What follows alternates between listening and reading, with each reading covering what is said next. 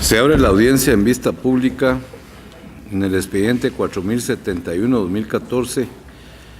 formado por apelación directa de sentencia en amparo en la acción constitucional promovida por la comunidad indígena Sontay y Cuyuch de Cantón Pitzal del municipio de Momostenango, departamento de Totonicapán, contra la Sala Cuarta de la Corte de Apelaciones de Ramo Civil y Mercantil. El secretario general dará lectura a la parte conducente de las consideraciones y a la parte resolutiva del fallo apelado. Asimismo, efectuará las advertencias reglamentarias de esta audiencia. Se señala como acto reclamado en este amparo el auto de fecha 8 de agosto de 2013, emitido por la Sala Cuarta de la Corte de Apelaciones del Ramo Civil, Mercantil y Familia, que declaró sin lugar el recurso de apelación interpuesto por la postulante contra la resolución de fecha 17 de mayo de 2013, emitida por el Juzgado de Primera Instancia Civil y Económico Coactivo del Departamento de Totonicapán, que enmendó el procedimiento y dejó sin efecto la medida cautelar decretada dentro del juicio ordinario de reivindicación de una fracción de bien inmueble promovido por la amparista en contra de la comunidad de la aldea San Antonio Pasajoc del municipio de Momostenango, departamento de Totonicapán. La Corte Suprema de Justicia, Cámara de Amparo y Antejuicio, en su sentencia de primer grado fechada el 14 de agosto de 2014, consideró: esta Cámara, en el análisis de la petición del amparo, así como de sus antecedentes, constató que la Sala Cuarta de la Corte de Apelaciones del Ramo Civil, Mercantil y Familia, al emitir el auto del 8 de agosto de 2013, señalado como acto reclamado, fue dictado conforme a derecho en virtud de que las constancias procesales se desprende que la amparista hizo uso de su derecho de defensa cumpliéndose con una tutela judicial efectiva que constitucionalmente le asiste. Asimismo, es de hacer notar que el Código Municipal preceptúa en su artículo 25 que los conflictos de límites que existan o surjan entre comunidades de un mismo municipio serán resueltos con mediación del Consejo Municipal, tomando en cuenta las posiciones de cada una de las partes en conflicto en coordinación con las autoridades reconocidas por las comunidades, promoviendo la participación de las comunidades afectadas y la conciliación entre las mismas. Es por ello que la norma antes citada da los procedimientos a seguir en aquellos casos que se refieren a conflictos que surjan entre comunidades de un mismo municipio, lo cual no sucedió en el presente caso, situación que no se verifica su existencia en las constancias procesales que haya sucedido, por lo que la Sala atinadamente decidió confirmar el fallo emitido por el juez de primera instancia, no vulnerando con ello derecho fundamental alguno del postulante. De otra parte, el artículo 67 de la Ley del Organismo Judicial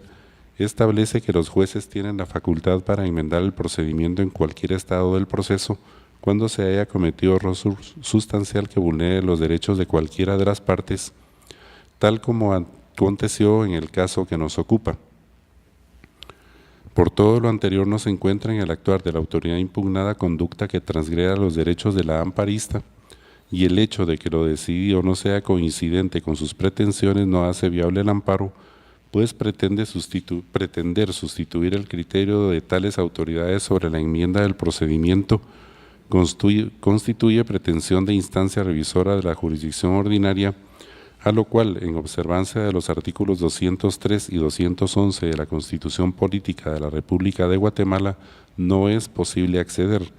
pues no existen razones valederas para otorgar el amparo, toda vez que la autoridad impugnada actúa dentro de las facultades legales que le confiere el artículo 610 del Código Procesal Civil y Mercantil,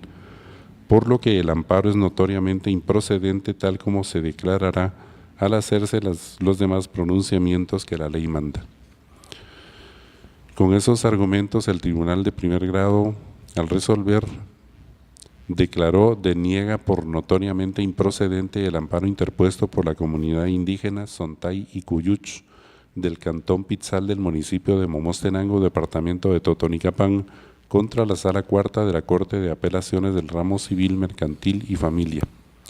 y en consecuencia condena en costas a la postulante y se impone la multa de 1.000 quetzales al abogado patrocinante Francis Arturo Peñas y Fuentes, quien deberá hacerla efectiva en la tesorería de la Corte de Constitucionalidad dentro de los 5 días siguientes de estar firme este fallo. En caso de insolvencia se cobrará en la vía legal correspondiente. De acuerdo con la normativa que rige las audiencias, la parte interviniente que haga uso de la palabra deberá dirigirse directamente al tribunal, expresar sus alegaciones en forma oral de conformidad con el objeto de la vista pública previsto en el artículo 61 de estas disposiciones reglamentarias y no dar lectura a ningún documento salvo que para ello cuente con autorización previa del señor presidente de la Corte de Constitucionalidad. Debe concretarse al asunto planteado, ser breve, conciso y preciso en su exposición. Para la exposición de alegaciones, la parte interviniente cuenta con un tiempo máximo de 15 minutos. Es todo, señor presidente. Voy a hacer uso de la palabra el abogado Francis Arturo Peñas y Fuentes, que representa a la entidad apelante requeriente de esta vista. Gracias, honorable magistrado. Muy buenos días a todos los presentes. En el caso que nos ocupa, básicamente, voy a partir con mi exposición en 4 puntos fundamentales. Inicialmente, las resoluciones que se han dictado en el presente caso, que han sido completamente violatorias a los derechos constitucionales. Seguidamente, la calidad que tienen mis clientes como agraviados en el presente caso. Seguidamente explicaré el agravio que existe en el presente caso y la pretensión concreta, para ser específico, honorable pleno. Inicialmente, quiero destacar que con fecha 17 de mayo del 2013, el Juzgado de Primera Instancia de Totonicapán dicta una resolución en donde enmienda un procedimiento, retrotrayendo y perdiendo una litis prácticamente año y medio. Dicha resolución de enmienda de procedimiento no satisface los requisitos establecidos en el artículo 67 de la Ley del Organismo Judicial. ¿Por qué? Básicamente porque el juzgador en ningún momento indica cuál es el error sustancial en donde se vulneran los derechos de alguna de las partes, y seguidamente porque el juzgador tampoco indica qué resoluciones se dejan sin efecto dada esa enmienda de procedimiento. Tomando en cuenta esta situación, procedemos a interponer el recurso de apelación, en donde la Sala Cuarta de la Corte de Apelaciones del Ramo Civil de Quetzaltenango, pues básicamente confirma el fallo emitido por el juez de primera instancia. Derivado de ello, interponemos la acción de amparo. Honorables magistrados, consideramos que existe una violación a los derechos de mis clientes. ¿Por qué? El derecho de propiedad que le asiste a mis clientes está siendo vulnerado. Esa resolución de enmienda de procedimiento deja sin efecto unas medidas cautelares que habían sido otorgadas oportunamente, año y medio antes de haber sido dictada esa resolución. Pone en peligro la propiedad de mis clientes. Así también, al no satisfacer los requisitos legales que la resolución debería de contener, evidentemente estamos ante la presencia de una tutela judicial no efectiva.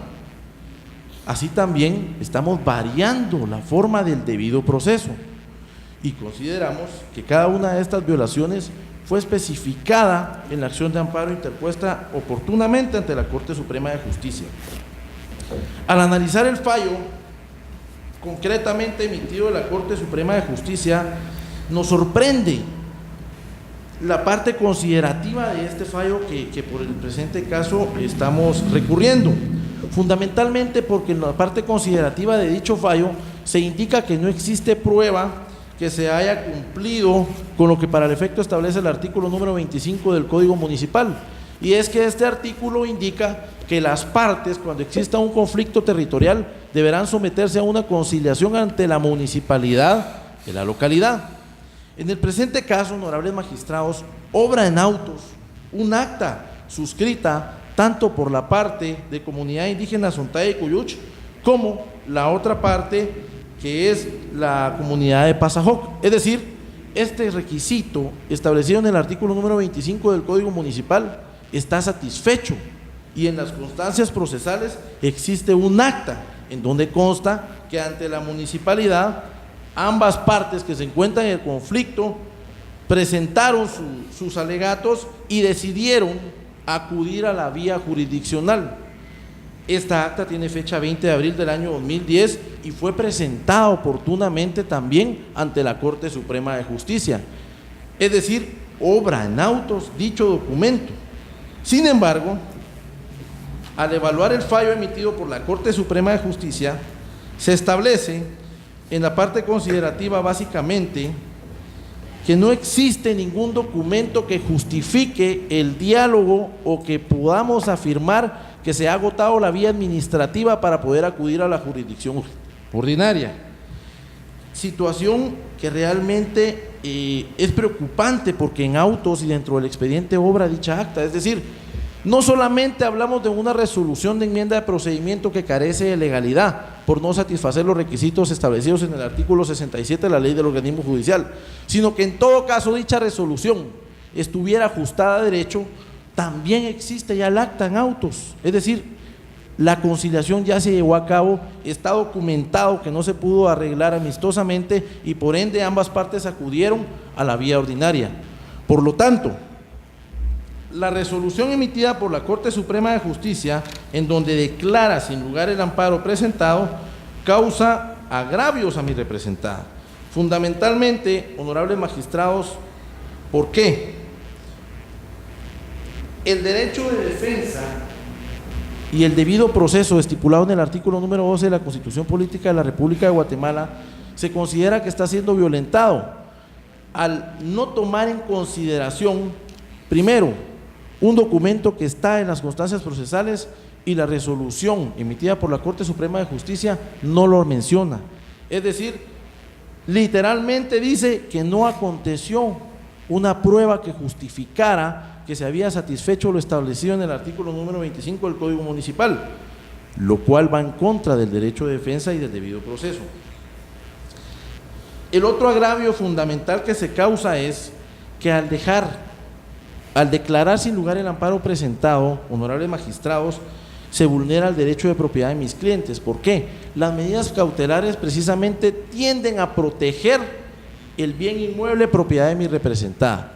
Al dejarla sin efecto o al revocar las medidas cautelares mediante la resolución de la enmienda de procedimiento, se pone en peligro la propiedad de mi representada. En este sentido, el agravio que se causa es específicamente al artículo número 39 de la Constitución Política de la República de Guatemala, que establece para el efecto la propiedad privada. Es importante también destacar que la Fiscalía del Ministerio Público, en su oportunidad, al momento de exponer los argumentos